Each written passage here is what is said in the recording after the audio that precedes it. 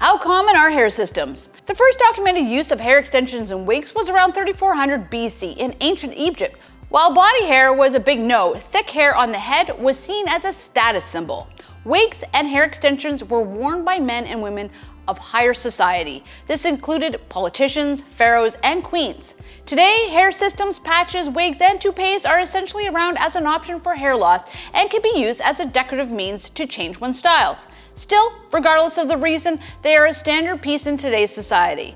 Though some people are very open about wearing a hair system or wig, plenty of individuals keep this as a private situation.